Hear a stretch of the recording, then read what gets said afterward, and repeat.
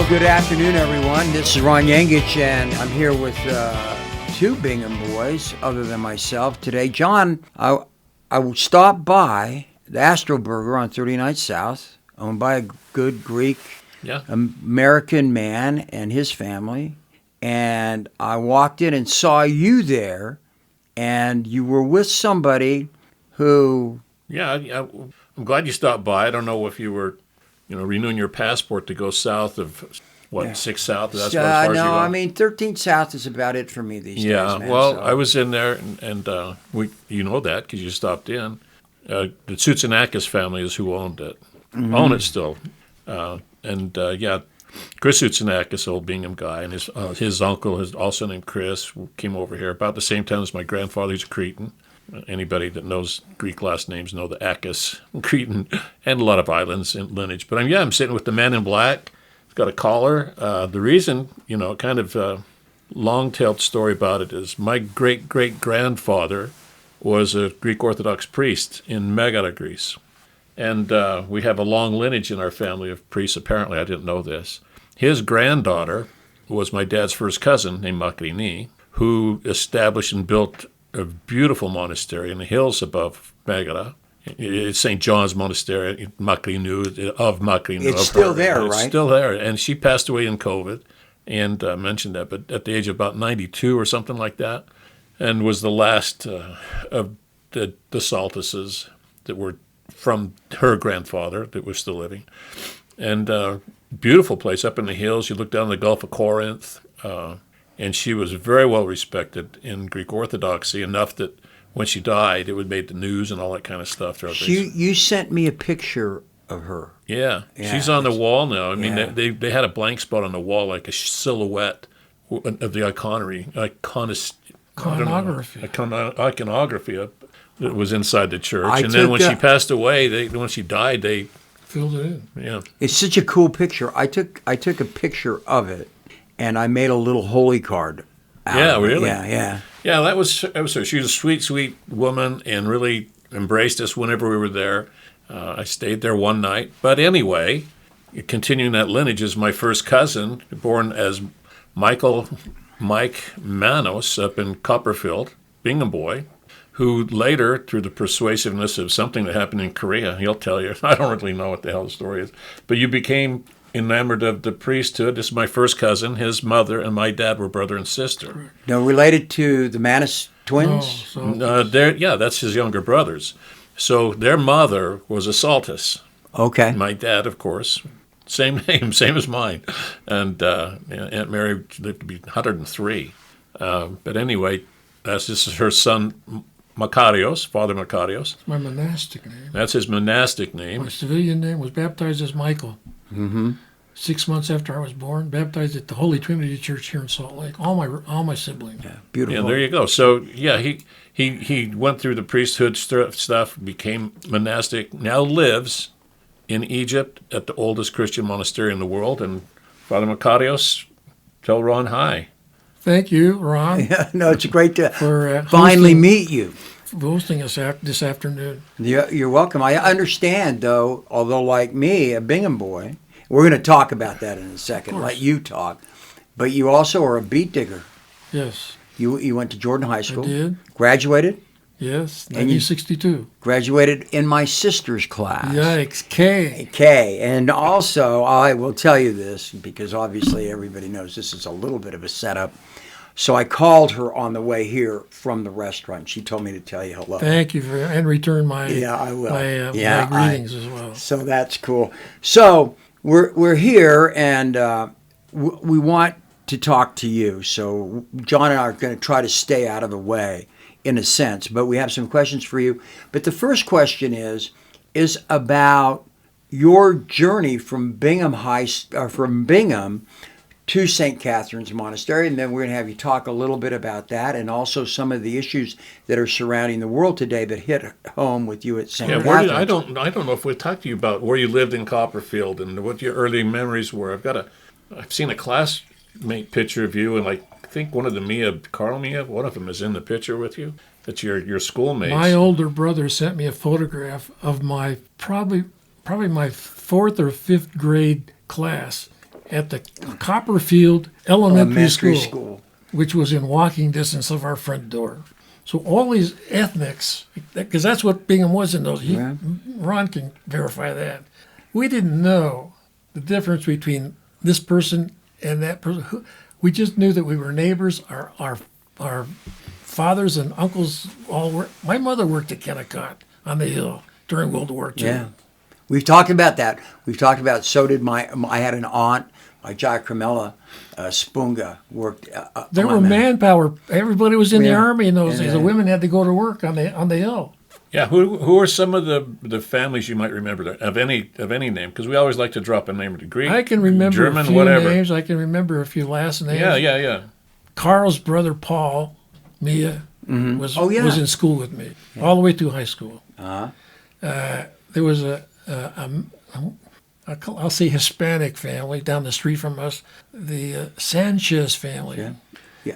Probably Bob Sanchez, who was my high school coach. He played sports at Bingham, and probably that family. And Gonzalez. yeah. Trying to remember that. So Copperfield was predominantly Greek, but Japanese as well. I mean, They had their own section of it. Yeah, I mean, and we've talked a little bit about, it was called Jap Camp, which we wouldn't do in these days, Correct. but that was an acceptable term at that time. There was a Japanese family. My older brother was friends with one of the Adachis, Oh, really? if you know the name. I don't know that name, but it's cool. So, and also Copperfield, you said something when we were talking earlier about having to get to Copperfield from Bingham. You had to go through the tunnel. Yeah. And it would fill up with car exhaust. So they would draw this huge metal door in front of the exit, and the other end was open, and they had these huge exhaust fans Right. I'd forgotten about that. That's true. to blow out all the car exhaust. Yeah. And it was deadly too, by the way. Yeah. And there was a store we used to go to called the Bingham Merc. Bingham Merc.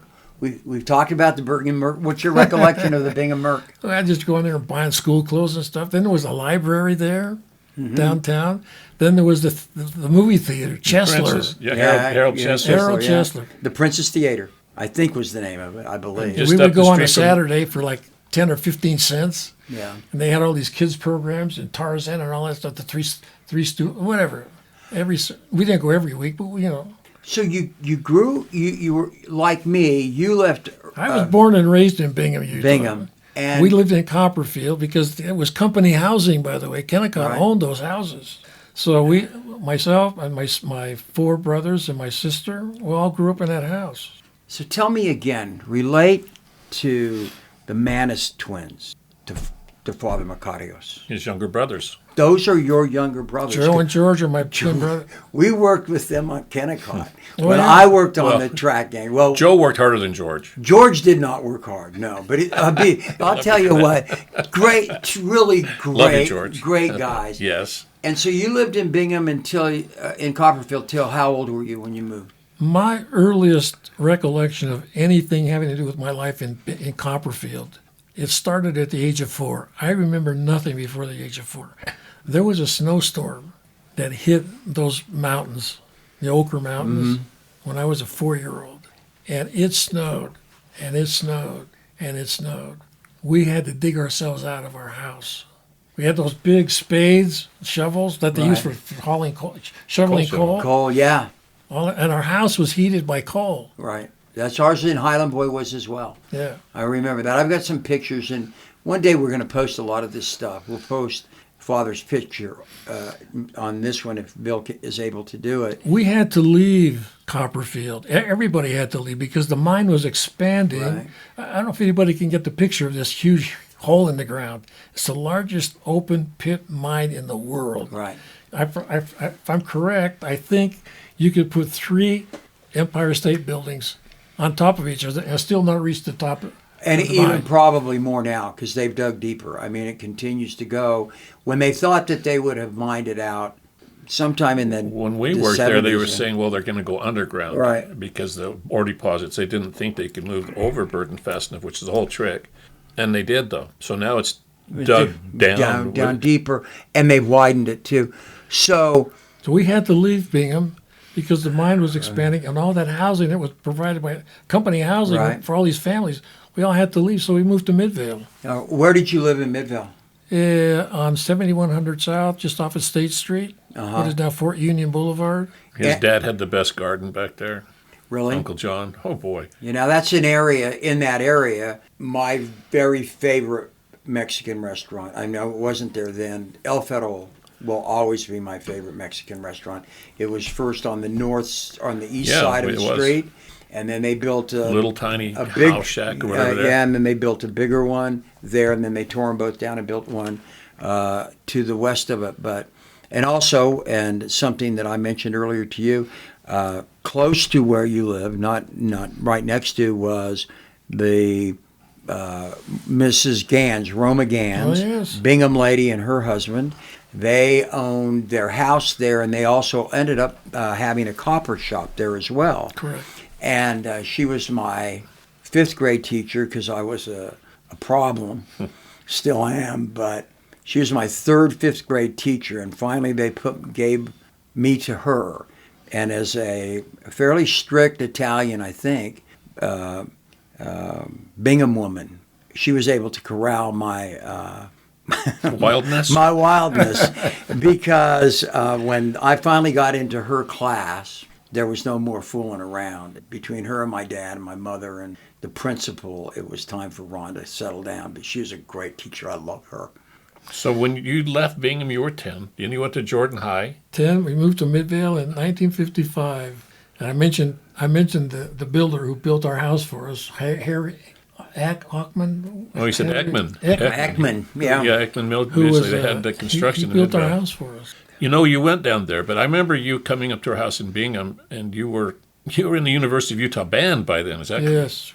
Really? So, What- yeah. Marching band. What You guys instrument had did you? like 14 marchers. Yeah. You couldn't dot the I. What was your instrument? I started out, my older brother played the clarinet As did my sister Kay. in school, not at, he never made it, he didn't get as high as I got in education wise, but he played the clarinet. My younger brother played the trumpet, and I played the trumpet. When I got to the university, they needed, it's called a bass horn or a tuba. Mm-hmm.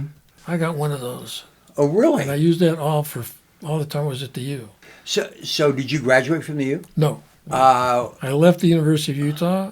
It's a very long story, but Well- there were things were going on in the world in those days that were impacting people's lives, called the Vietnam era issue. And first of all, to put bodies in uniform, they implemented what they called a draft. Anybody who's 18 years old went to the post office and had to sign a piece of paper that said, "I'm 18 and I'm eligible for the draft," and everybody was going. So- There were other things called deferments. You had if you had an ingrown toenail, they wouldn't take you Or in the bone military. spur. Or Yeah, because soldiers are on their feet, and if you ever had an ingrown toenail, it doesn't work if you're trying to walk around. It's and I had a friend. Well, so that was one difference. The other was if you're an only male child in the family because you carry Right. on the family name. If so, then there was another deferment for married people. Then there was another deferment for the number of years you were in school. If you were seeking a degree as a school teacher, had a 5-year deferment, hands off. So all those deferments went by. I had no other impediments physically or otherwise. So I was facing the draft under Nixon, 1968. I went in the Army on July 4th and spent 3 months probably at Fort Ord in California, which is now a resort, I think. I mean, things change over time. And then I ended up in Korea. Were you drafted or did you volunteer? I got my draft notice 4 weeks into basic training. Oh, you'd already volunteered. So you'd by already I volunteered. signed up for 3 years Yeah.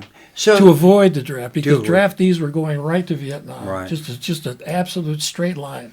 And if you had volunteered, you could avoid that issue in most, not every case, but in most cases. And the deferments at that time did not include just if you were in college. You had to be in certain areas of collegiate activity to get deferment, right? Yes. Okay, so when you went into the regular Army. U.S. Army, 3 years. Okay, and what was your My MOS? Yep, I was going to say I that. was what is called a radio teletype operator. Really?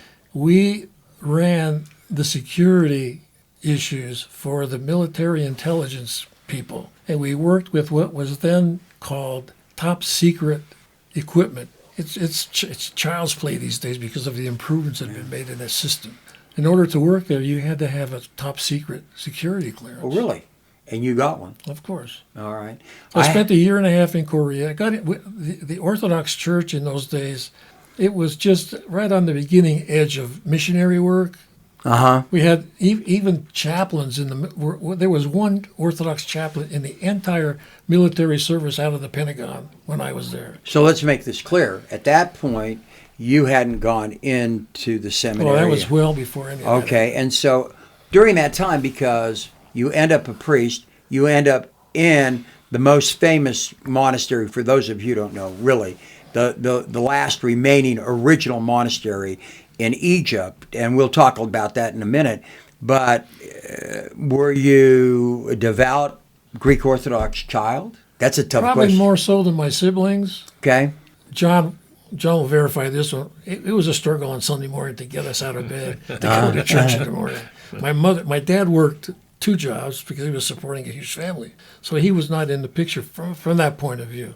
So Mom was left with those kind of disciplinary things, like getting the family up to go to services on Sunday morning. Right. That was hard for us in Bingham because All the way how downtown. far Bingham is Yeah. from the church. We're at the Holy Trinity Church next to the Delta Center. That's Right. where So you had to go all the way to downtown Salt if Lake. we at wanted that to go point. to church. If you wanted to go to the Eucharistic service on Sunday. Of course. But So I went to a Methodist Sunday school when I was a kid because the Methodists were there and they had whatever they do on Sunday morning, which was within walking distance of our house. one of the interesting things to bring home the idea of Christianity in Bingham is the simple fact that people brought their religion from the countries that they came Correct. from. And so that's how it is with my family. Correct. But there were some really terrific missionary people that were there, and also even amongst some of the religious sects that were there, there was an understanding that to treat people, that, you know, it's like at the Highland Boy Community House that run by the Methodist sister, the deaconesses. You know, one of the lines in their song was, "We're Americans, just the same." So you found that. You kind of found that type of view of at least I was a lot not of a them. regular churchgoer in my family as far as siblings are concerned, which would put me at odds with the rest of the family, especially in periods of Lent, where food restrictions, dietary things are. I would get a whole separate plate of food. Really? My mother had to Even make then? special. So you requested that and followed through with it. Did you? just as one small. Yeah, but did you find that? Did you find a calling at that time for the priesthood? Not really. So tell us a little bit about Well, your journey. again, once I entered the military and I was sent to Korea to work for the intelligence people, I discovered there was an Orthodox mission in downtown Seoul, in South Korea. You don't think of Greek Orthodox Church in Seoul, South Korea. The Orthodox Church, historically, at one point, was the second largest group of Christians in all of Korea. That Really? was North and South together at the time. Why was that? Because of Russian missionaries coming from Moscow. Oh, Tsar Nicholas II, who was done away with, so to Yeah, speak, well, he was- because of the Bolsheviks. yeah, he was executed by the But he Bolsheviks. started these missions in Japan and Korea. And that's why the church in Tokyo is called Nikolai-do, St. Nicholas's Church, Okay. with Nicholas the Tsar. And the same in Korea. One of the things about growing up in Utah for me and coming from Bingham is I would even use the term reverence I have for the Greek community in Salt Lake City and Salt Lake County. I mean, I have always admired the close-knit nature of it. And having worked for, and people that listen to this know that I worked for Nick McChris and Sam Adendakis, Nick and Sam's Food Town, and I got sure. really involved with that. And Sophie Adendakis was my third grade teacher, She's still with us. Her husband yeah, passed she is. away. Her husband passed away, and a wonderful woman, Terrific. wonderful woman. But Her brother's a monk. I do know in a monastery in Boston. Yeah, Mark Chorus, her son, and I've talked about that. Yeah. So, but I've always admired that. So when you got to Korea and you're there and you're working basically in military intelligence, and if I can tell the old joke, military intelligence, the U.S. military intelligence is to intelligence as military music is to music. That's the old joke. And I don't know if that's true. I don't think it's true. But anyway, so you're there, and is that when you find a I got involved in the mission. Downtown Seoul had what was called a USO. This is where guys went on their time off for coffee and donuts and the pool table, the whole thing. Just to have somewhere to go and something to do. And I walked by a bulletin board when I went there. I was by myself. And I saw a postcard with the address in Korean of St. Nicholas Korean Orthodox Church. So I took the card off the bulletin board. And the first chance I had with time off, hailed a cab on a Sunday morning. Because the instruction, the location was in the Korean language, I told the driver, just, here we go. Take me there. That was my first service at the church in Korea. Really? Stayed there I was in Korea for 1.5 years of a 3-year commitment. Okay. Enlistment. And so... Got involved with the missionary then, a missionary priest was from New York City. We got to know each other. We're still very close friends, he and I. He's still with us, but he's, doing other things at this point. So he was new to the country. He was given the responsibility of nurturing this community of people. And myself, there were a couple of other guys there too who were Orthodox, not Greeks, but at least shared the Orthodox faith with it. We all got involved. And so where did you go from there? I mean, so you had... I still had to finish my college. Right. I transferred from the University of Utah to Westminster College, now called Westminster University. Right. Got my undergraduate degree from there. And then I applied for admission to our seminary, which is in Boston, a suburb of Boston called Brookline, which is a 4-year undergraduate college and 3-year theological school. I got my degree I had my undergraduate degree from Westminster, but my theological degree was from Brookline. So what was your undergraduate degree in? History and philosophy. I guess the thing that always, when we talk about vocations, and I talk to people on their vocations, is when was the moment, or was it a moment? When was the progression to the moment when you go, yeah, I want to be an Orthodox priest, and this is the reasons. When and did that happen, and how did it happen? That happened almost on its own. But I will have to tell you, I'm going to surprise John with this. I don't think he knows this. My dad had a role in it? Yes. Oh, no way. That was a guess on my part. No, that was that. I saw your eyes. That was a guess. How would he possibly have a role in this? A member of my mother's side of the family from a little village in Greece. One person from every generation in our family on my mother's side had joined the ranks of clergy and or monastics. Really? John doesn't know this. I'm pretty sure you don't know this. Your father was next in line to become a priest of the Orthodox Church. Who made that bad choice? Boo George and oh, really? Of all the brothers and uncles, he would have. He might have been a good priest. He told me that himself. That's a quote. Yeah, he had certain skills to that, but I don't. He also had great skills in bar fights.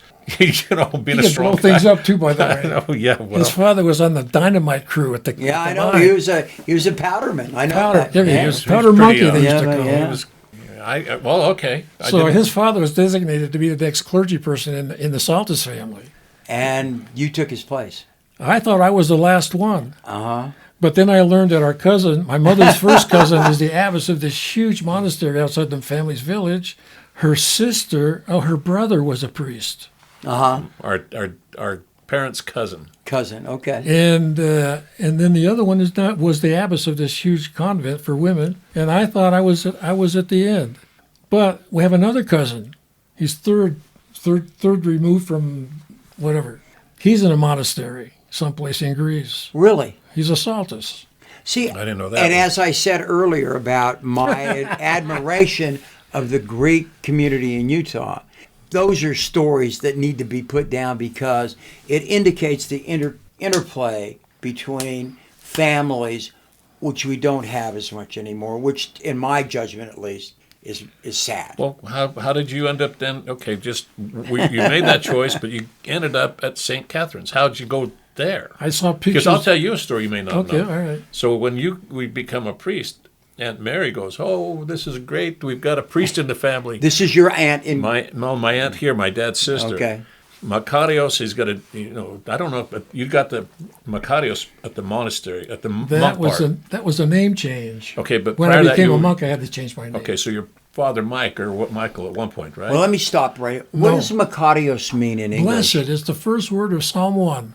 Blessed is the man. Blessed is the man. All right, go ahead, Johnny. Oh, well, anyway, Aunt Mary's really proud of the fact her son's going to be a priest and all this stuff. And yay, yay, yay. And then you say, I'm going to be a monastic priest. And she became like aghast. Like, he's not going to give me grandchildren. Am I allowed to tell you what my father said to me when I made the announcement? You're allowed to say whatever you want.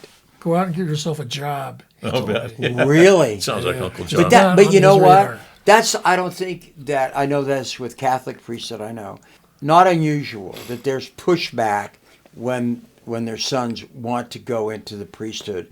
And so it's interesting to hear that. And part of it is children, and particularly in the Roman Catholic. In my case, it was DNA. My DNA had all that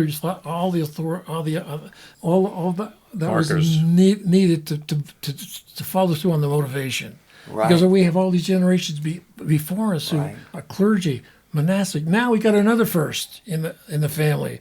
We have a second cousin in our hometown village who married a guy who became a priest.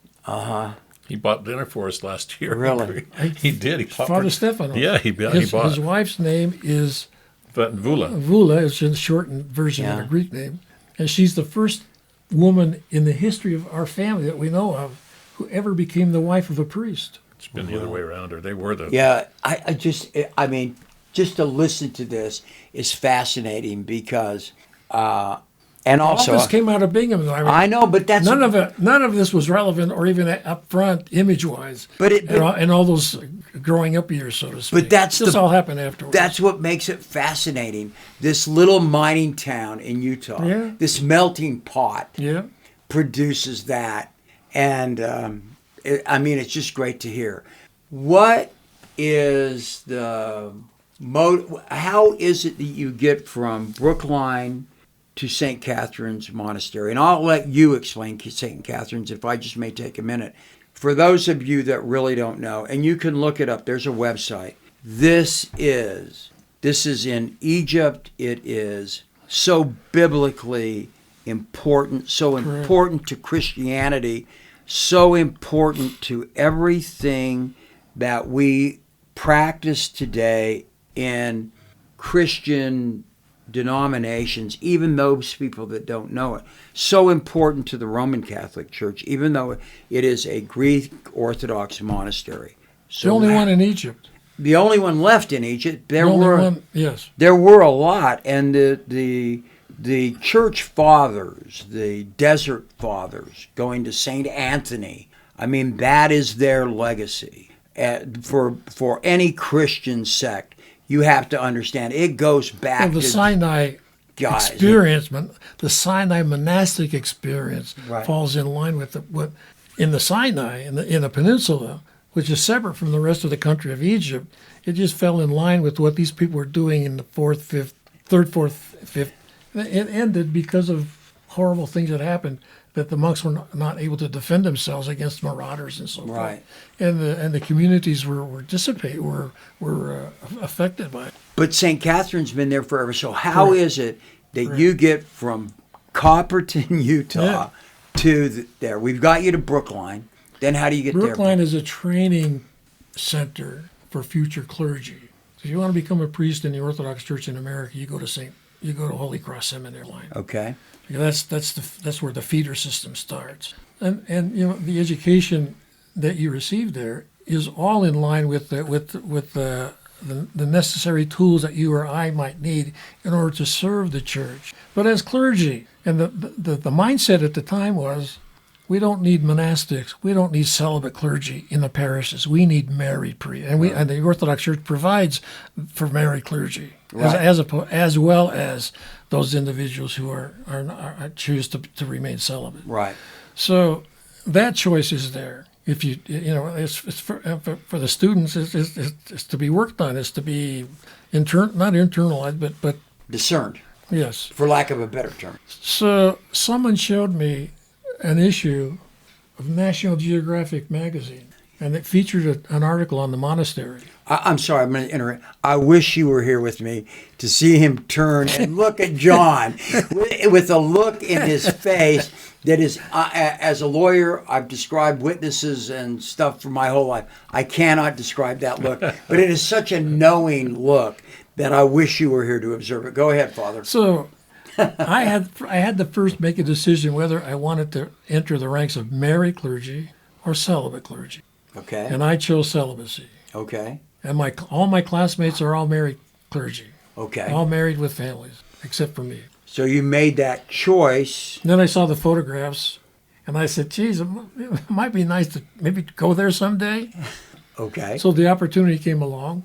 My trip was funded. I didn't have to pay for it. In other words, I spent almost a year at the monastery back in 1976, St. Catherine's. St. Catherine. Describe that monastery for us.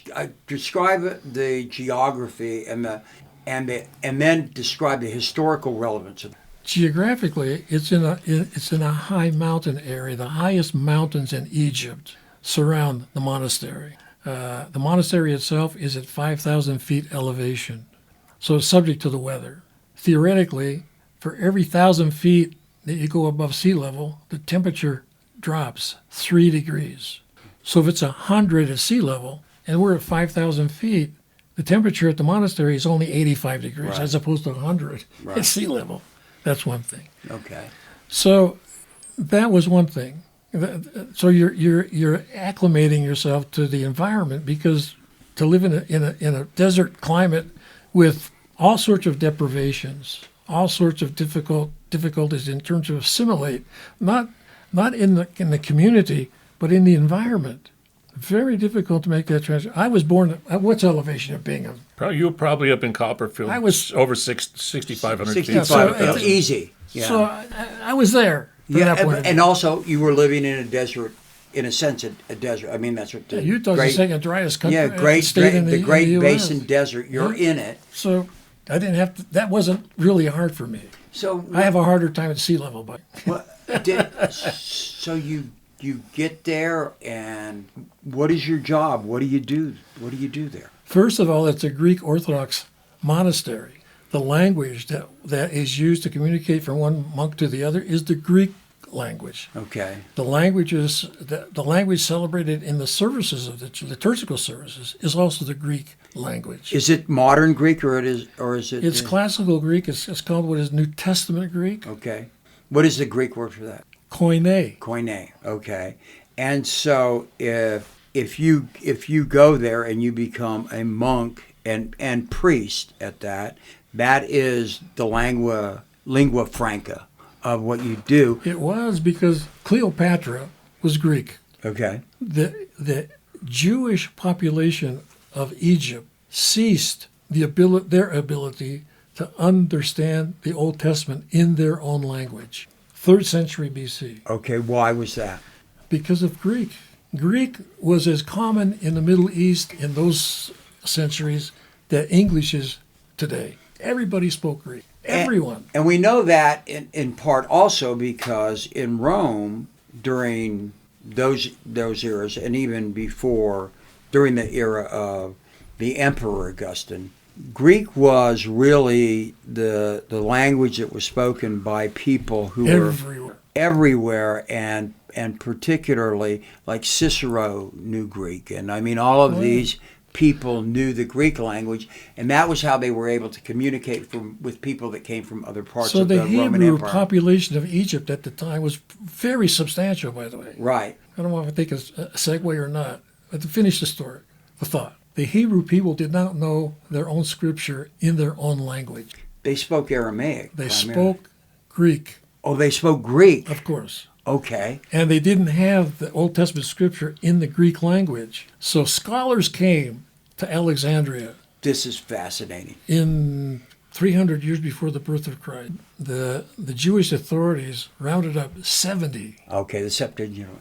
scholars. They came to Egypt to translate the Greek New Old Testament into Hebrew. Now, they came as a group. They were all isolated from one another. They didn't have any contact with each other for all the time it took to do this translation. When they finished, they all met as a group. And everyone looked at everybody else's work, and what did they find? Each translation, each work by each translator was exactly the same. No differences, no dealing, nothing. And this is what the Septuagint is a Latin word, which means the 70. It's the Old Testament. Right. From Greek into Hebrew. Right. So the history of St. Catherine's Monastery, in a sense, is directly involved with all of these things.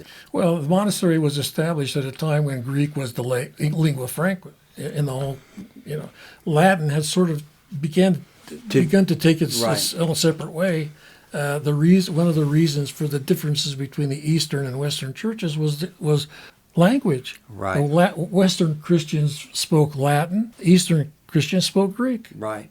So when it came to disputes or differences of opinion, let's say, then they had a difficult time agreeing with one another because they couldn't speak the other's language. You and I talked about this a little while ago when I met you at the restaurant. The idea of translation of what we call the Old and the New Testament is problematic because of errors that have been made over time and disputes. Or biases. And when I said errors, I use that term purposefully. It could be because somebody wandered, which is what it means originally, in the Latin word errare, but it also can mean somebody that wanders intentionally. And so specific reasons for it, or simply because a mistake is made. And that's one of the things that comes into play relative to our understanding of Christian truth, if I may put it that way. Am I correct about that? And so you're in this monastery. I got to get to this. You're in this... Not speaking the Greek language, buddy. You aren't. Then. No, they're not speaking the Greek language then. They're not speaking English. Right. Oh, okay. I'm not speaking Greek. And you're not speaking Greek then? I learned the language by being in an environment where nobody knows my language. I don't know their language. How did that go? Hand signals. Really? So you were like Cistercian monks giving signals. And I had a notebook in my pocket, and every time I heard a word I didn't know what it was, I had a Greek-English dictionary that would help me understand what someone was trying to tell me. And we're not talking the Greek. Now, I'm a clergyman by that time. We're not talking about the Greek that you learned in your house at home in Bingham. We didn't speak English at home. I know what John's life was like as a kid. You didn't speak Greek at home. Didn't speak English at home. What, when you were young? Okay. You spoke the Greek. You know what killed the Greek language for my family? Wait a minute, before we get to that. So you spoke in your home, you spoke Greek? Only Greek. Okay, like my dad spoke only Croatian and my mother spoke only the dialect of her Italian parents. And we were not allowed to bring non-Greek speaking friends to visit and play with us. Really? So they'd be unhappy that I'm here with you today. Well, we're talking 80 I'm years ago. joking. But so anyway, so you're there and you're learning Greek, but you're learning the conversational Greek, which is I call it over the fence, and liturgical Greek. Okay. They're two different languages. How did that go? I mean, how? Not well in the beginning. Well, not well at all. So did you have problems with the abbot? Would the abbot come in and... He spoke French and Arabic, a little bit of English. You know that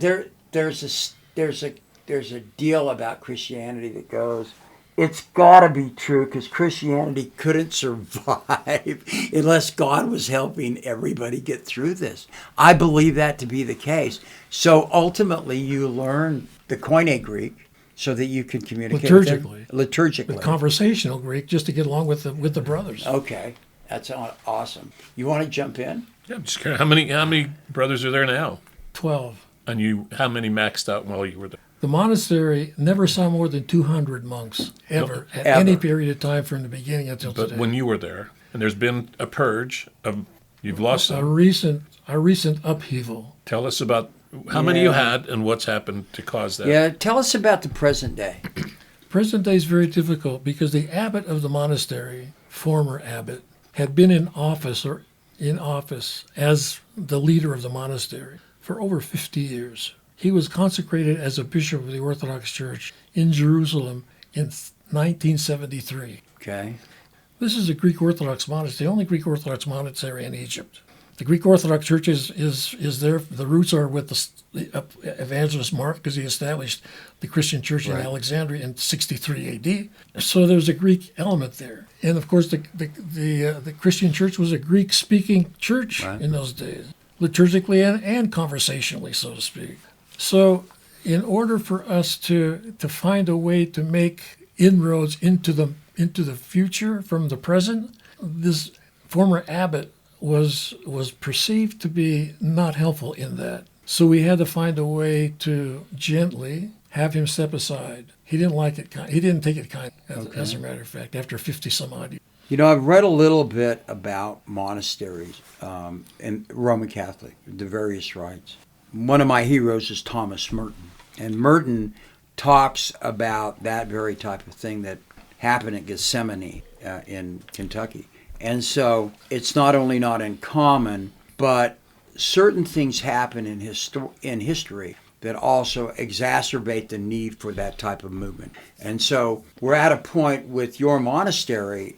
And again, for those of you who are listening, go and look about, this is a critical part not only of Christian history and exegesis and teaching and spirituality, this monastery. It is important to world history. It really is. It's like the last vestige of this in that area of the world. And now there are problems with the Egyptian government, right? Tell us a little bit about that. There's a movement alive, and I don't know how well it's alive, but it's alive in parts of the world that speaks to the issue of exclusivity. For example, I'll just use the words. You can figure out what that means after. Israel for the Israelis. Okay. Egypt for the Egyptians. America for the Americans. Whoever they are. Whoever. Not mentioning, because we could, but we won't, where that came from in our own experience. So if you're perceived to be in residence in a country like Egypt, which is attempting to maintain its ethnic purity, so to speak, maybe these are strong words, I don't know, then they're going to find it difficult to deal with people who aren't Egyptian. Right. And that's us. And that's you at the monastery. Because the monastery was established the construction of the monastery ended in 545 AD. And there's also a biblical reason, one of the reasons that the monastery is established where it is. It's unique because here we find Christian monks settled on land that is related to Old Testament events. And what's the connection between the Old Testament and New Testament Christians? Those similarities are found in the monastery. In the Exodus by way of Moses and the Israelites, all the way back to 1200 BC. Okay. It is the place where it is believed by people of faith that the burning bush Still there. Was and is still there. This is where, tell the story. Tell the biblical story. I hope we have enough time for this. Well, we do. You know what? Moses. Time is suspended during the Bingham Boys Podcast, as everybody will tell you. Moses was a member of a community of Hebrews who were enslaved in Egypt by the pharaohs. Just to separate the issue a little bit from item to item, the pyramids were not built by Israeli slaves, Hebrew slaves. They were built by others, mostly indigenous people. So the pyramids were erected before the Israelites became enslaved by the pharaohs. Hebrew people were enslaved for 400 years. Moses was an infant from his own mother. But when the daughter of the pharaoh went to do her morning things that women do, or we all do in the morning, cleansing and so forth, She went to the banks of the Nile River. Now, while she was there with her maidservants, she saw in the reeds along the shoreline a basket. The basket contained a child. She took the child and realized something different about this kid. Wasn't sure what it was, but she knew that he wasn't Egyptian. Why was this child found in a waterproof basket on the shore of the banks of the Nile River? Because the pharaohs were concerned that so many Hebrews had been born in Egypt at the time that they would overcome the native population of Egyptians. And so especially male children were being eliminated. And this child was hidden in the banks of the Nile River to protect it and to keep it alive. What does Moses mean? The word from the dictionary. It's not a Hebrew word. It's a Pharaonic Egyptian word, meaning he who was found in the reeds in the river. That's what Moses means, if you look at the Webster's. Right. But so she took the child. Now the child needed to be nursed. She asked her maidservants, we got to find a nurse, someone to nurse the child. Who was that person? His mother. Right. Moses was so beloved, so close to the top of the administration of Pharaonic Egypt, that if the Pharaoh died today, Moses would be Pharaoh tomorrow. That was the reality. But he was saved because of the previous issue. So one day, Moses was just walking through the streets, and there was a construction crew doing some work. And they were the workers were being monitored by Egyptians. And one of the Egyptians harmed one of the workers. Moses intervened and killed the Egyptian. He was sought after to be apprehended when that happened. And it was a death penalty. Fled mainland Egypt and went into the Sinai. So that was the introduction of the Hebrew people relating itself to where the monastery now resides. That was the beginning. He came to the Sinai. When he arrived there, this is 1200 BC, he arrived at a well, source of water. When he was there were some young girls giving water to their flocks, sheep and goats. But they were being harassed by some other young gentlemen. Moses came to their assistance and scared these other guys away. But one of the girls caught his eye. It was his future wife, the daughter of a Bedouin chief whose name was Jethro. The daughter's name was Zipporah, and they ended up getting married. He was 40 years old when he killed the Egyptian. Came to the Sinai, met his future wife, lived there as a shepherd for his father-in-law for 40 years, went back to Egypt, gathered the Israelites in what became known historically as the Exodus, and another 40 years before they ended up in the so-called land of milk and honey, the ancient homeland of Canaan, where the ancestors of the Hebrew race have resided for how long, who knows.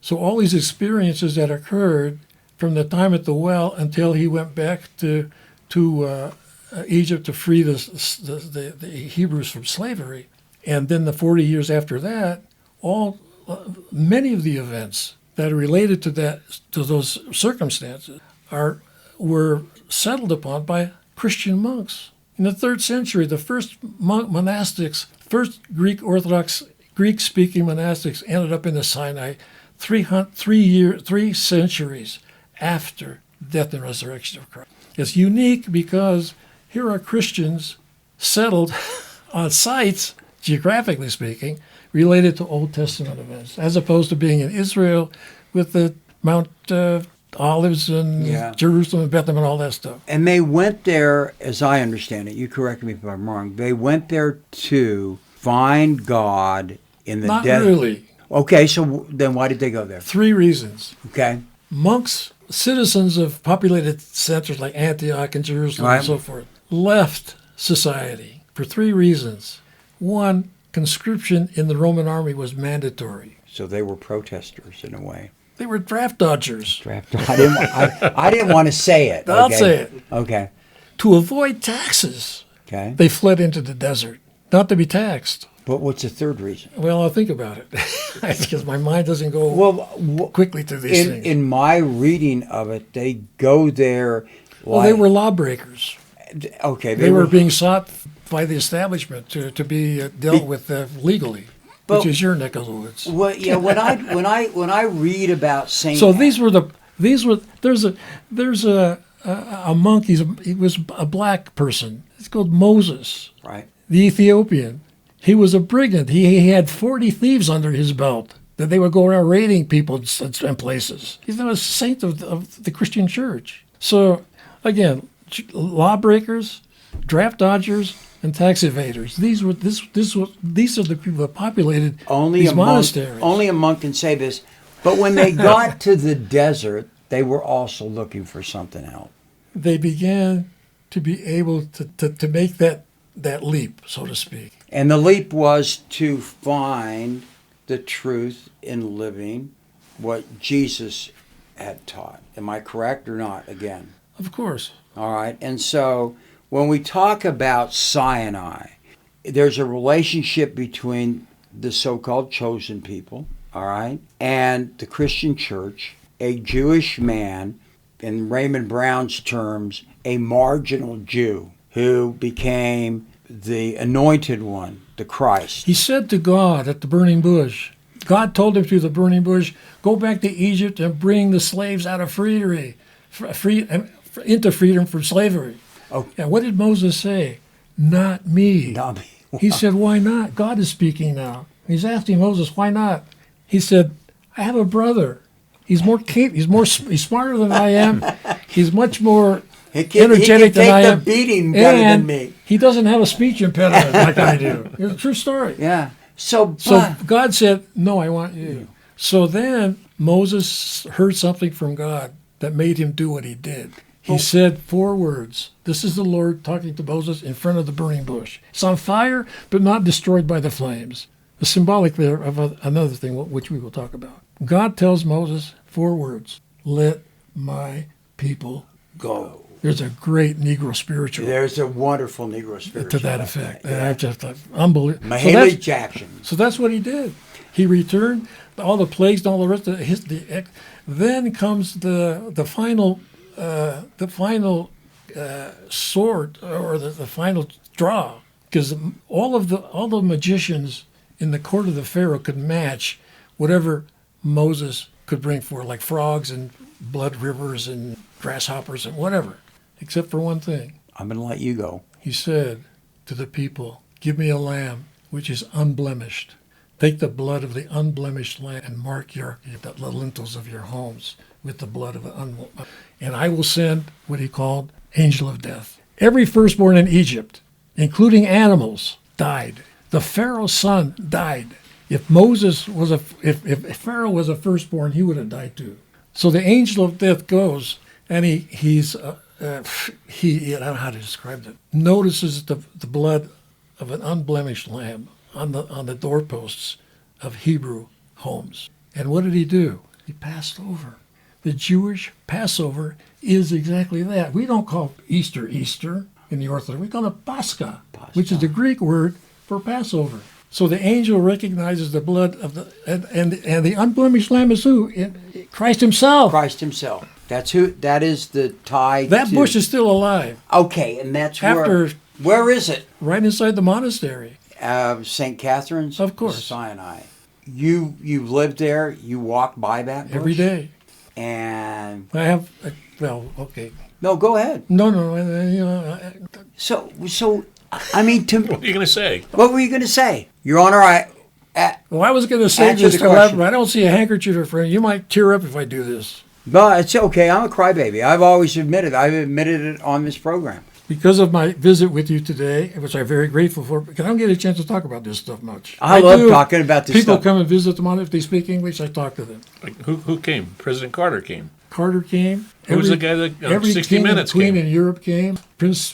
Now King Charles came. Prime ministers, church leadership, I mean, you name it, have all come to the summit. I want to go. And before you do your news, I have a baseball signed by President Carter because I represented one of his grandchildren. Really? Yeah. And I was asked what I wanted for my representation because I knew he was a baseball fan. I asked him to sign a baseball, and he sent it to me. I had to get permission to do this.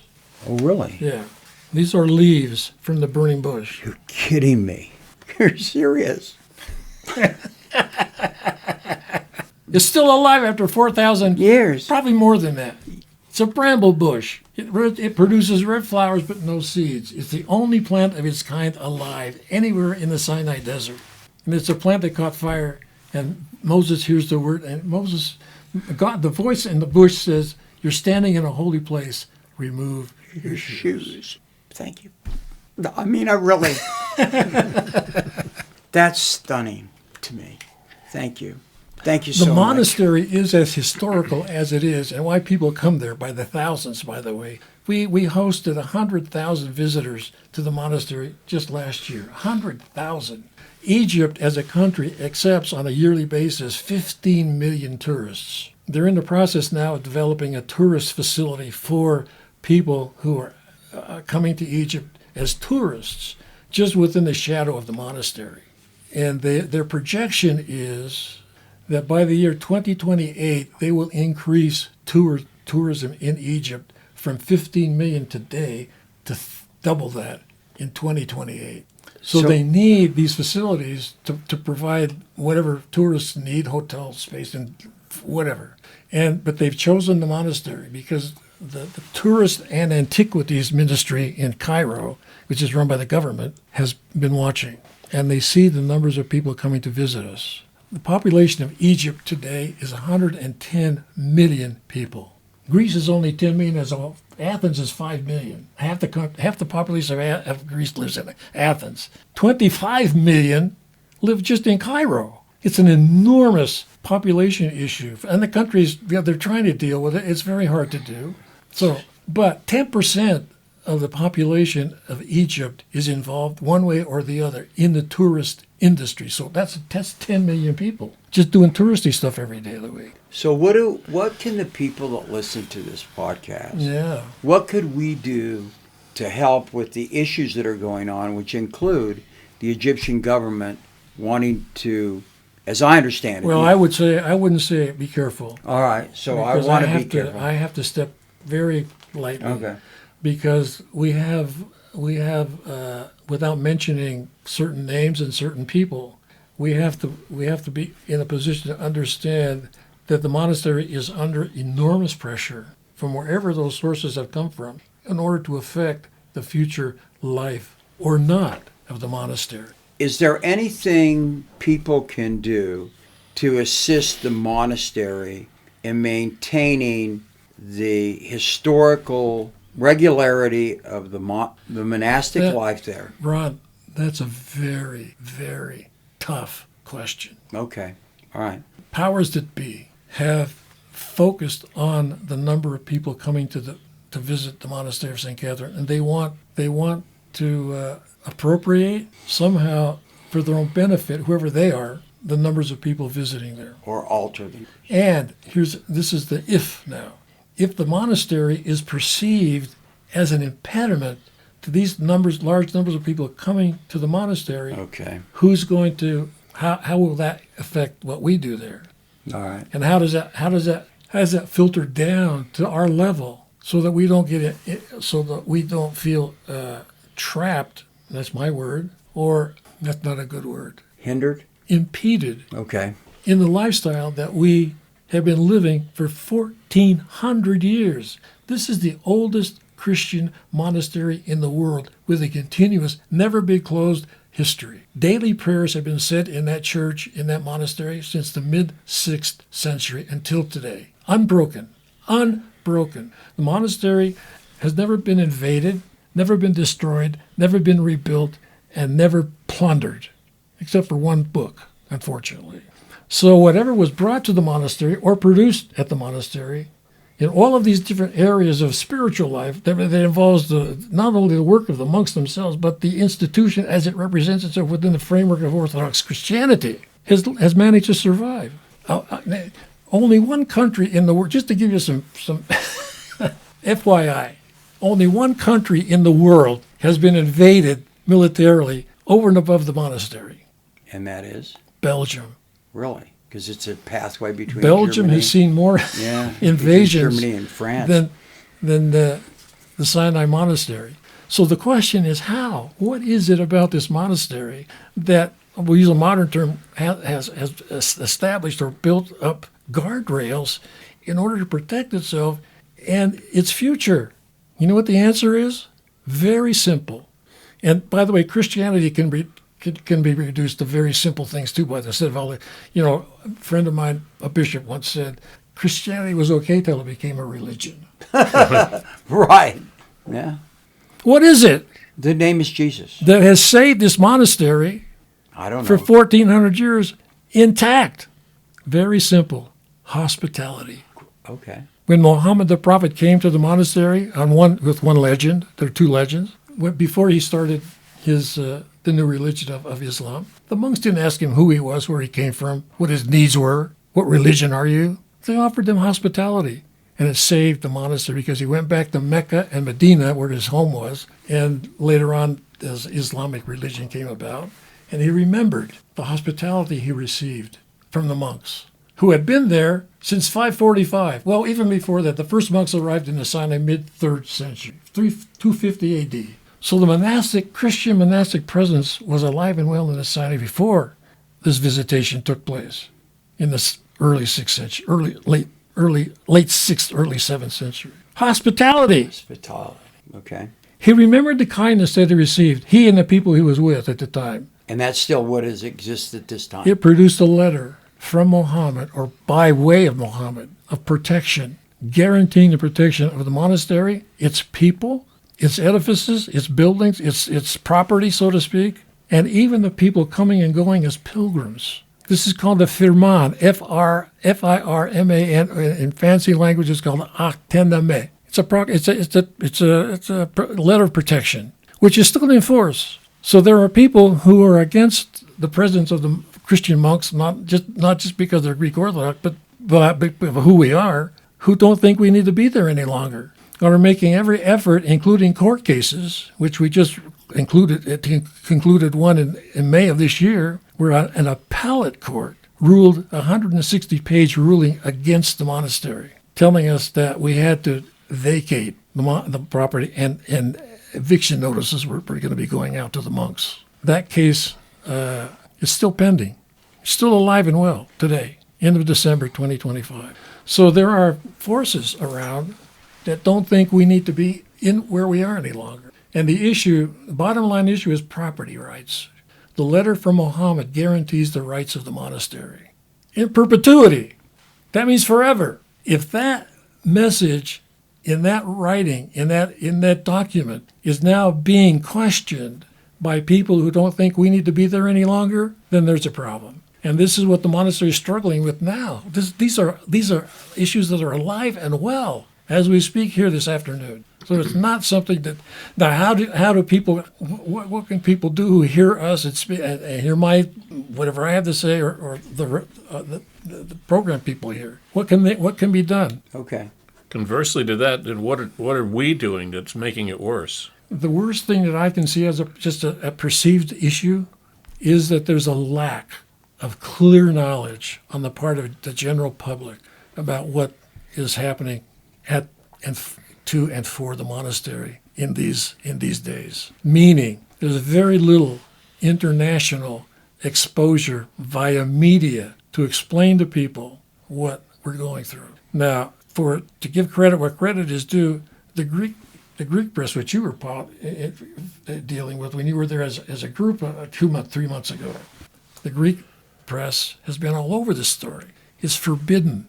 The story is forbidden to be spoken of via the local media sources that we deal with. In Egypt. But there hasn't been a lot in the United States either. I mean, there's two stories. One story showed up in the BBC some months ago explaining all this stuff, and the other one is believe it or not, the New York Post ran a story. That's amazing.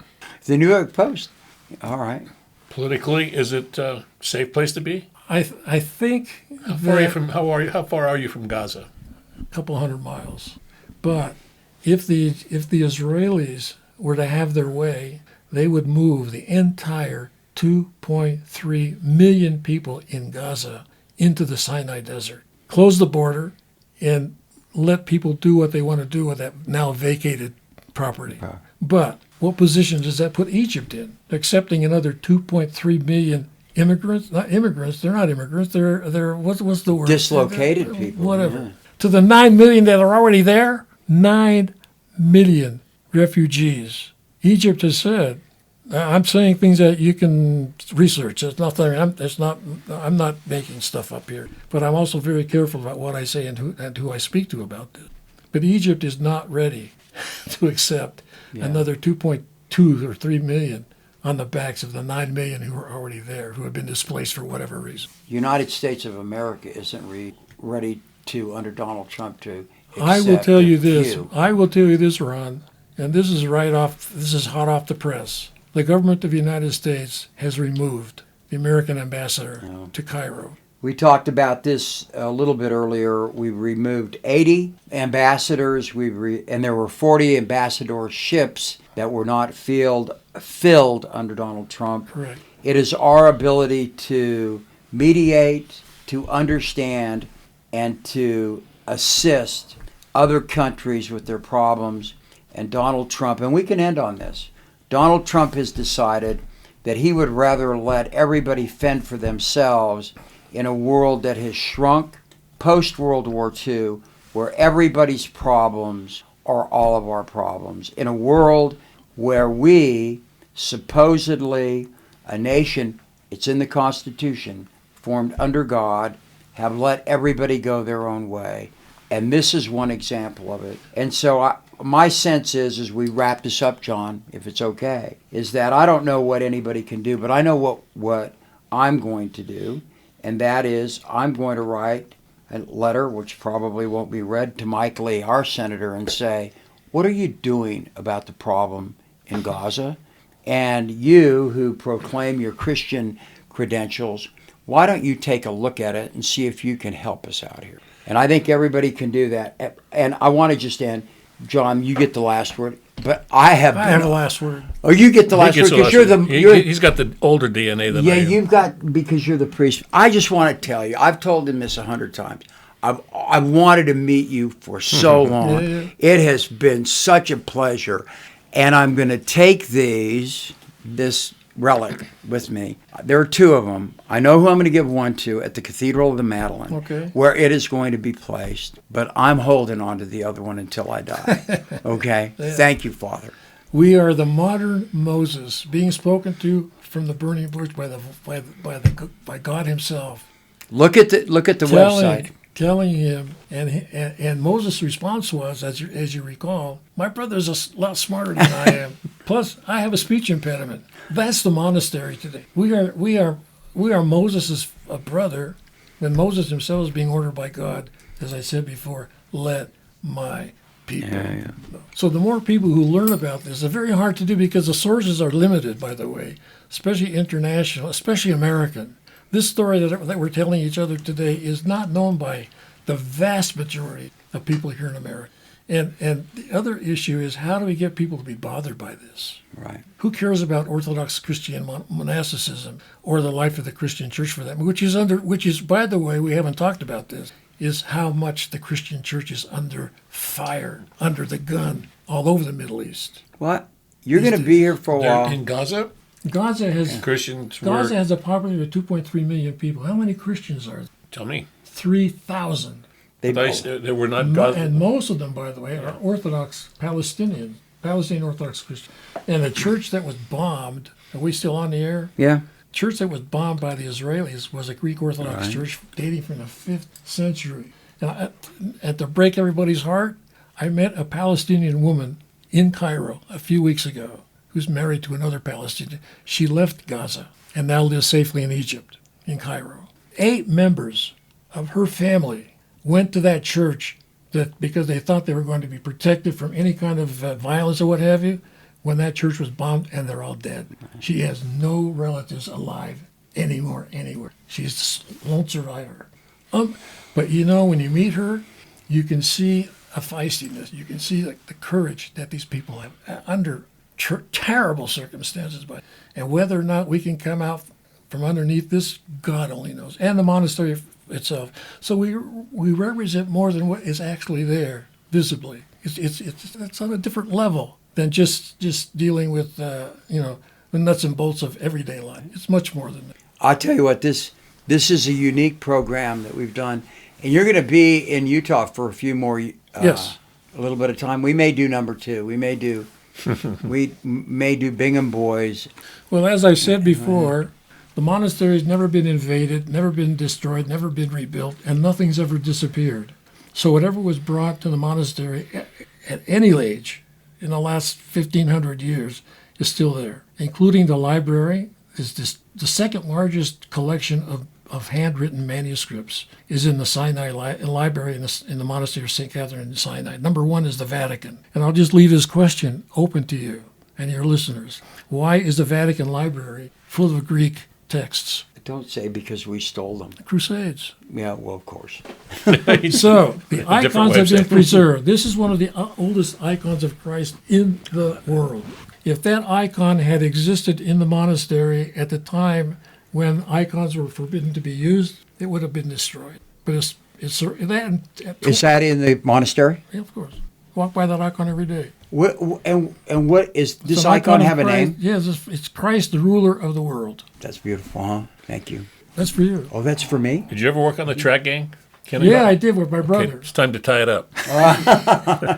That's right. We've gone long, and I just want to say thank you, Father. I really mean it from the bottom of my heart. Well, Me and Bill are going to take a walk upstairs and have and a this beer. is the You guys first. stay here for a This second. is my first opportunity to really speak openly about some of the things that we have to deal with as an internalized community of monastics. And I'm just going to leave it at that for now because we are being watched, unfortunately.